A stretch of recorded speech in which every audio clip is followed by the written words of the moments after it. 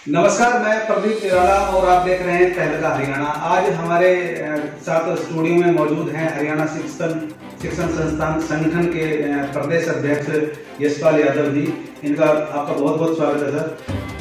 Sir, अभी हरियाणा के CM Manohar Lal Khattar ने कुछ 4-5 दिन पहले घोषणा की थी कि सरकारी स्कूल के बच्चों को टैब और लैपटॉप वगैरह देंगे ताकि उनकी जो ऑनलाइन पढ़ाई चल रही है उसमें वो उनको नुकसान ना हो। तो इसके बारे में आपको क्या कहना है, क्या कैसा उनका जो फैसला है? तो देखिए, फैसला तो बहुत अच्छा है, लेकिन बहुत देर से लिया गया फैसला है, क्योंकि 22 मार्च को लॉकडाउन हुआ था और उसके बाद से ही ऑनलाइन क्लासेस तकरीबन शुरू हो चुकी थी। प्राइवेट स्कूलों में तो मार्च में शुरू हो चुकी थी, सरकारी स्कूलों ने कुछ देर से शुरू की और कुछ अलग तरीके से शुरू की। तो ये तो हमेशा ही कमी रही थी कि बच्चों के पास लैपटॉप नहीं है, बच्चों के पास टैब नहीं है या स्मार्ट मोबाइल फोन नहीं है। तो उस तरह से लेने में बहुत प्रॉब्लम आ रही थी। तो बड़ा एक अच्छा फैसला देर से लिया गया, लेकिन बहुत सही फैसला लिया गया। लेकिन इसमें कहीं निजी स्कूलों के साथ कोई सौतेला व्यवहार हो गया, ऐसा मैं समझता हूँ कि निजी स्कूलों में जो बच्चे पढ़ रहे हैं, जो सरकार 134 से के तहत 10% बच्चे फ्री ऑफ कॉस्ट पढ़ाने के लिए बोलती है, तो उन बच्चों के साथ सौतेला व्यवहार क्या वो बच्चे जो सरकार ही भेजती है, जिनको सरकार ही मैनेज करती है, उस गरीब बच्चे होते हैं, EWS कैटेगरी के बच्चे होते हैं, क्या उन बच्चों को भी टैब नहीं दिया जाना चाहिए था?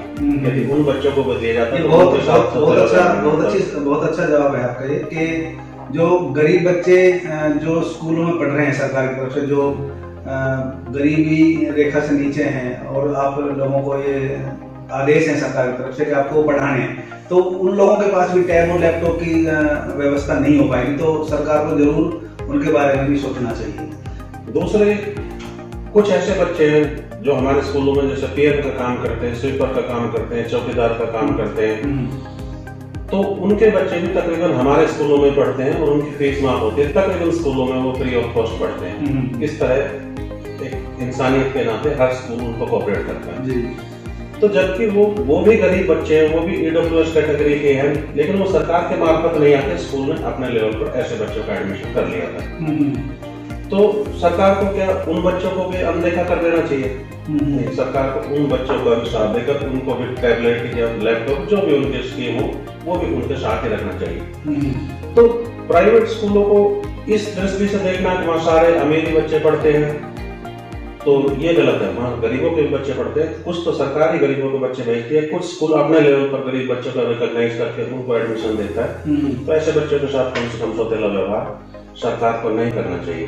तो आप सरकार से क्या मांग करते हैं इस बारे में, कम शब्दों में अगर बात की जाए तो देखिए, सरकार वैसे तो मैं ये चाहता हूँ कि बच्चों को वो हरियाणा प्रदेश के बच्चे ही समझे, चाहे वो जिस भी संस्थान में पढ़ रहे हैं। ये सरकारी और प्राइवेट का सिस्टम, ये दोगला व्यवहार, ये सौतेला व्यवहार मेरी समझ से तो बाहर है कि किसी भी बच्चे को आप ये कहें कि ये प्राइवेट में पढ़ता है, ये सरकारी में पढ़ता है, इस तरह से कैटेगराइज ना करें बच्चों को। बच्चे सभी एक जैसे होते हैं, जो भी आप पॉलिसी बनाए वो सभी बच्चों पर लागू हो।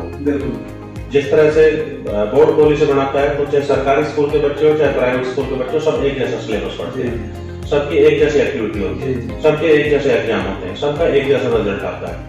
तो जब सारी चीजें बोर्ड सब कुछ एक जैसा करता है, तो फिर सरकार और शिक्षा विभाग उनके साथ दोहरा व्यवहार क्यों करता है?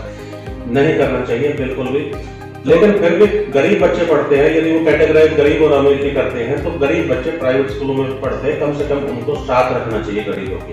तो मतलब आपका कहना ये है कि जो सीएम ने जो घोषणा की है वो घोषणा तो ठीक है, लेकिन सभी बच्चों के लिए ये घोषणा होनी चाहिए। बिल्कुल, ये भी। तो यशपाल जी, एक और मैं आपसे सवाल करना चाह रहा हूँ कि जैसे कि ऑनलाइन पिछले 8-9 महीने से क्लासेस चल रही हैं, सारे स्कूल अपनी तरफ से बेस्ट करने की कोशिश कर रहे हैं और कुछ देखा गया है कि पेरेंट्स इससे कुछ ज्यादा खुश नजर नहीं आ रहे कि भाई हमारे बच्चों की पढ़ाई ऑनलाइन ठीक हो रही है नहीं। इसके बारे में क्या? देखिए, इनिशियल स्टेज में क्योंकि ऑनलाइन क्लासेस हमने एकदम टर्न किया, ऑफलाइन से ऑनलाइन पर एकदम आना पड़ा, तो ऐसे हालात में हमारे पास इंफ्रास्ट्रक्चर तैयार नहीं था, ना कोई ऑनलाइन क्लासेस लेने के लिए कोई ऐप तैयार थी, ना ही हमारे टीचर ट्रेन थे। तो ऐसे हालात में इनिशियल स्टेज में, शुरुआती दौर में कुछ प्रॉब्लम आई, पेरेंट्स को भी प्रॉब्लम आई, हमें भी प्रॉब्लम आई। तो उस काम को करने के लिए धीरे धीरे हमारे टीचर्स भी ट्रेंड हो गए, हमने ट्रेनिंग भी उनकी करा दी है, और उसके बाद कुछ ऐप मार्केट में आ गए जिनके थ्रू हम ऑनलाइन क्लासेस बच्चों तक पहुंचा सकते हैं। लेकिन वो ऐप काफी महंगे पड़ते हैं, स्कूल के लिए अफोर्डेबल नहीं, ना बच्चों के लिए अफोर्डेबल है। तो हमने पहले भी सरकार से मांग रखी थी, और अब भी आपके चैनल के माध्यम से सरकार से मांग रखते हैं कि एक इस तरह का ऐप मुहैया करा दे जिसमें प्राइवेट स्कूल भी और सरकारी स्कूल सभी उसका इस्तेमाल करें और अपनी अपनी क्लासेस अपने अपने बच्चों को जोड़कर और बच्चों की ऑनलाइन क्लासेस ढंग से शुरू करवा दें। पेरेंट्स को यही शिकायत थी पहले कि इंटरनेट सही तरीके से काम नहीं करता था जी, तो बाकी और इंफ्रास्ट्रक्चर उस तरीके से नहीं थे। लेकिन अब धीरे धीरे इम्प्रूवमेंट हुआ है। अब मेरे हिसाब से पेरेंट्स को कोई ज्यादा शिकायत नहीं है। अब तकरीबन ऑफलाइन और ऑनलाइन क्लासेस में कोई ज्यादा अंतर नहीं रहा है। तो ये तो रही पेरेंट्स की शिकायत। अब एक में दूसरा सवाल मेरा ये है कि क्या स्कूल की भी शिकायत है पेरेंट्स से कुछ, जैसे कि जो फीस होती है, ट्यूशन फीस वगैरह या और जो खर्चे होते हैं, तो क्या स्कूल जो जितने भी स्कूल हैं जो ऑनलाइन क्लासेस दे रहे हैं, क्या उनकी शिकायत है पेरेंट्स से? पेरेंट्स से कोई शिकायत नहीं। अच्छा, क्योंकि सरकार के द्वारा, सरकार के मंत्रियों के द्वारा समय समय पर इस तरह के बयान जारी किए गए जिससे पूरे समाज में, पूरे स्टेट में ओहो की स्थिति पैदा हो गई। तो उन्होंने कहा कि फीस स्कूलों को नहीं देनी है, स्कूल फीस नहीं ले सकते हैं, इस तरह के जो बिना जिनका कोई आधार था, बिना तर्क के उस तरह के बयान जारी कर दिए गए। तो बाद में मामला कोर्ट में गया, कोर्ट ने कुछ और कहा कि नहीं, फीस तो लेनी बनती है। तो इस तरह के जब बयान जारी करते हैं तो स्थिति बहुत खराब हो जाती है और पेरेंट्स भी कंफ्यूज हो गया कि हमें फीस देनी चाहिए या नहीं देनी चाहिए। इस कोरोना काल में कुछ पेरेंट्स तो असलियत में इतने प्रभावित हुए वो उनके पास फीस देने के लिए पैसे है ही नहीं, तो फीस नहीं दे सकते किसी भी कीमत पर। तो ऐसा तो चलो ठीक है, फीस मांगनी भी नहीं चाहिए और हमें कोऑपरेट करना चाहिए। लेकिन जिनके पास पैसे हैं वो इस असमंजस में है कि हो सकता है कि सरकार माफ कर दे, हो सकता है कि कोर्ट का कुछ फैसला आ जाए, माफ हो जाए फीस। तो ऐसे हालात में स्कूल अटक गए कि अब हम क्या करें, क्योंकि बिना पैसों के स्कूल चलाना या क्लासेस को रन करना और काफी दिनों तक, कुछ दिनों तक तो चलो हो सकते है कोऑपरेट करते हैं, टीचर भी कोऑपरेट करते हैं, बाकी लोग भी कोऑपरेट करते हैं, जो हमने ऐप जो हायर की थी, जो रेंट पे ली थी, वो भी कोऑपरेट करते हैं। लेकिन एक टाइम आने के बाद फिर सब अपने अपना कोऑपरेशन वापस ले लेते हैं यदि उनको पैसे नहीं मिलते हैं तो ऐसे हालात में मुश्किल तो हुआ, लेकिन जैसे तैसे स्कूलों ने मैनेज किया और अपने लेवल पर मैनेज अभी तक हो रहा है। तो सरकार से ही शिकायत है, पेरेंट्स से कोई शिकायत नहीं। बयान जारी करते वक्त तो वो कुछ सोच समझ के बयान जारी करे ताकि स्थिति स्पष्ट हो जाए, स्थिति बिगड़े ना। देखिए ऑनलाइन को लेकर ठीक होने लगा है, बाकी चीजों के लिए तो ठीक होने लगे, क्योंकि ऑनलाइन क्लासेस ऑफलाइन क्लासेस का रिप्लेसमेंट नहीं हो सकता है। जब तक बच्चे स्कूल आके टीचर के सामने बैठकर जो पढ़ाई करते हैं वो ऑनलाइन क्लासेस में उतनी अच्छी तरह से नहीं हो पाती। तो ठीक है यशवंत जी, बहुत बहुत धन्यवाद आपका, आप स्टूडियो में आए समय निकालकर। तो अभी आप सुन रहे थे यशपाल यादव जी हैं, हरियाणा शिक्षण संस्थान संगठन के जो प्रदेश अध्यक्ष हैं।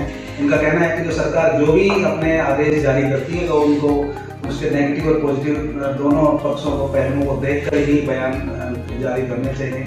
और अभी जो भी घोषणा सरकार की थी लैपटॉप टैब की, तो बच्चे तो सब समान है, चाहे वो इसका सरकारी स्कूल में है या कोई प्राइवेट स्कूल में है। और अगर जो प्राइवेट स्कूल के सभी बच्चों को भी अगर जो ना देखा जाए तो कम से कम सरकार की तरफ से उन बच्चों को जरूर इस तरह की सुविधा दी जाए जो गरीबी रेखा से जो नीचे जो कुछ टारगेटेड प्राइवेट स्कूलों को दिया जाता है कि इनको आपको पढ़ाना है, तो उन लोग बच्चों के लिए भी जरूर सरकार को सोचना चाहिए और उनके लिए टैब और जो लैपटॉप जो सरकारी स्कूल के बच्चों के लिए देने की घोषणा की है तो उनके बारे में जरूर सोचना। अगर हमारी ये न्यूज़ आपको पसंद आई हो तो नीचे जो लाल रंग में जो सब्सक्राइब लिखा हुआ उसको सब्सक्राइब को बटन दबाएं, लाइक करें, कमेंट्स करना बिल्कुल न भूलें और हमारी इस न्यूज़ को ज़्यादा से ज़्यादा लोगों तक शेयर करके पहुँचाएं।